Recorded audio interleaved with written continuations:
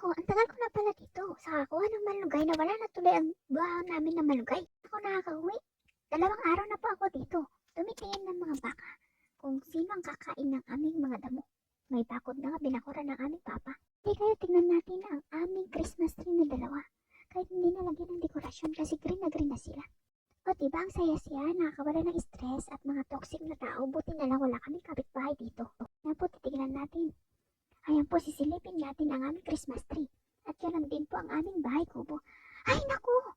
Wala na yung chicken. Ang aming chicken joy na titola ko sana at adobo. Alam niya, nakukunin ko talaga siya at kakatayin ko. Ngayon ay pupunta tayo doon magpag na tayo. Ayan po ang bakuran namin. Ang taniman ng papa ko. Ang asyenda ni papa at mama ko.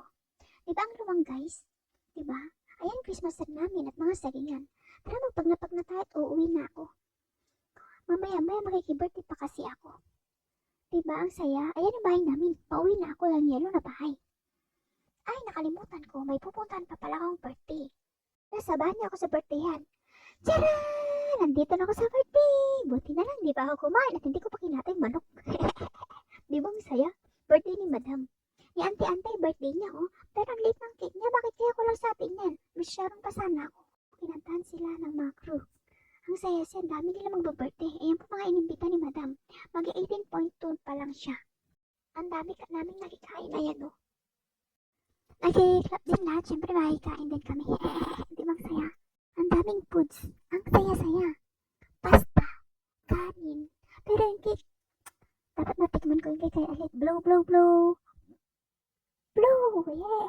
Nilagay na ni auntie doon. Ay, kaya nasa malapit sa kanya yun. Ang liit-liit siguro para sa kanya lang yan. Kakain na nga ako sa gutom ko. Pero ang kinuha ko pizza pie. Tingnan niyo yung kamay ko sa gutom ko. Sa stress na sa bayarin. Alam mo nangyari? Sa kanya na daw yung ano ba yun? Cake pala. Nagkape na lang po ako. Papakita ko sa inyo yung kape ko. Grand. Ayan po. Ngayon pupunta ko biyahe. Makikibirthday po kasi ako. Ayan na po ako. Iniisip ko ngayon guys kung anong kakainin ko. Kasi alam nyo ba, makikibirthday pa ako.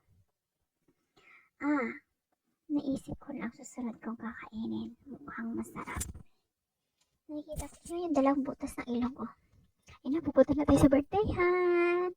Tcharan! Ayan po yung magbo-birthday. Ayan po. Si papa ko, ayan po. Yun yung magbo-birthday. Ayan po. Happy birthday! Wow! Ang liit na naman ng cake ko lang sa akin yan.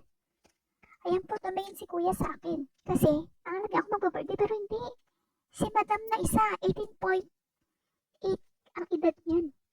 Clap-clap din sila. Yay! Dami-dami naming mga bisita. Ang tuwa yung mag-birthday o i-blow daw niya. 1, 2, 3, make a wish! Blow the candle! 1, 2, 3! Phew! Oh my God, nagparsyak na yung kanyang laway. Ayokong kainin niya. Nagparsyak-parsyak siya. Ayun. Ang saya-saya. Oh. Ang alam niya, mag-picture pero video pala. Sila daw mag-ina, mag-picture pero hindi ang picture. Masaya si Papa, natutuwa din. Ngayon, sa boring ko, nag-picture na ako sa CR. Picture lang ako sa CR kahit may kasunod pa ako. Ano ngayon? Wait for your turn. Ngayon, nagkagawan sila sa cake. Ay, sa boring. Si Papa, nagkape na lang siya.